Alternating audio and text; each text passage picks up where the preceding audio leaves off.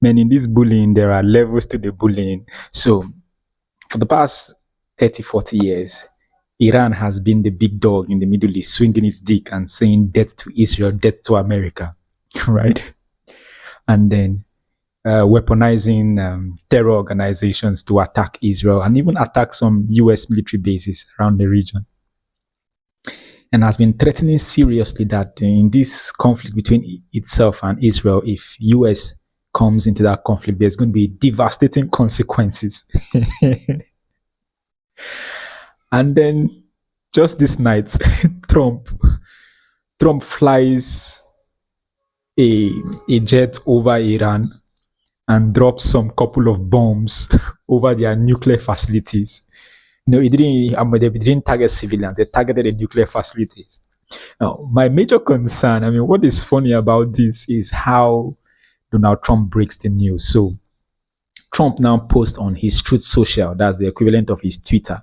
He now posts and says something like, I'm paraphrasing, he says something like, US just bombs, Iran's nuclear facilities, especially those fortified ones. There's one in Fordo that is is under the ground. So only US has the kind of weapons that can penetrate to that facility.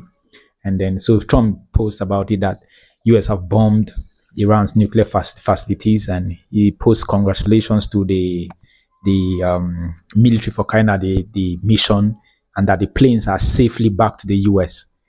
And then at the end of that post, Trump now puts in capital letters, so emphasizing what he's about to say. He now puts in capital letters and says, now is the time for peace.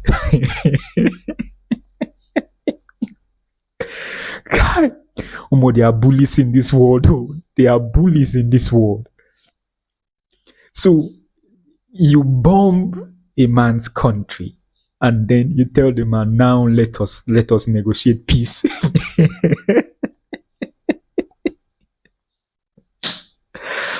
Oh God. God, man. I dare Iran to retaliate.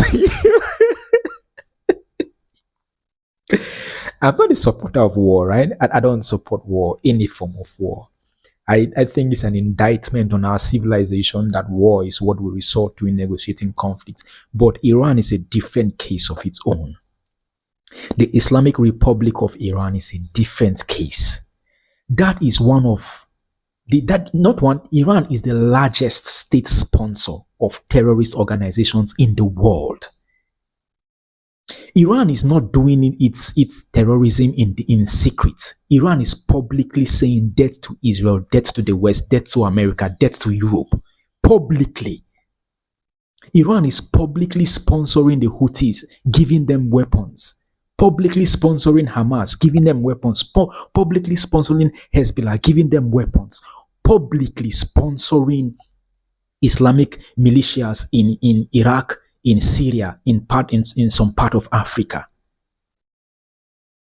Iran is one of the largest cause of religious violence in the world. So why I am not a supporter of war and I'm ardently against any form of violence, when you have a regime like the Islamic Republic of Iran, the only language they understand is brute force. Negotiations are not part of it, man. When you talk about negotiations, there have been negotiations since the formation of the Islamic Republic of Iran. It does not stop these guys from carrying out their heinous terrors and terrorism around the world. It does not stop them. So when people who refuse to negotiate and refuse to be civil go around causing mayhem and slaughtering and killing, sometimes it is just logical that you pay them back and give them a taste of their own medicine. You show them that, okay, if it is brute force you want, let's show you how brute force works. You speak to them in the language they understand. And I say it again, I dare Iran to retaliate against the US. Ah,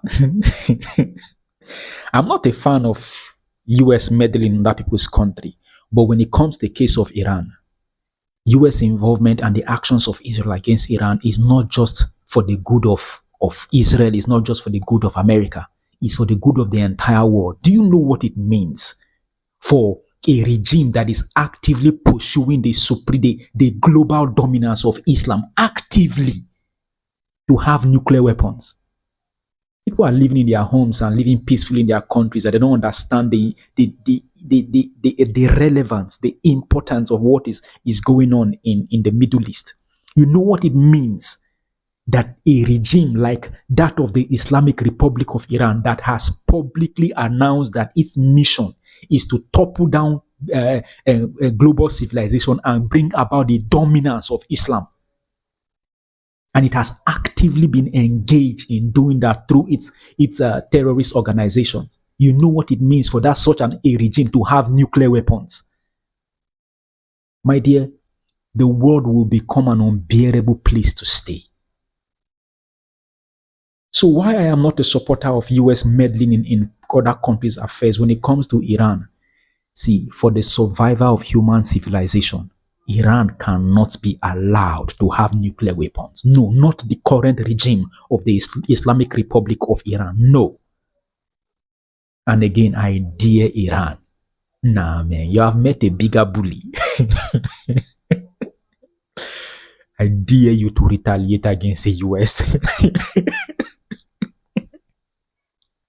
Oh, God.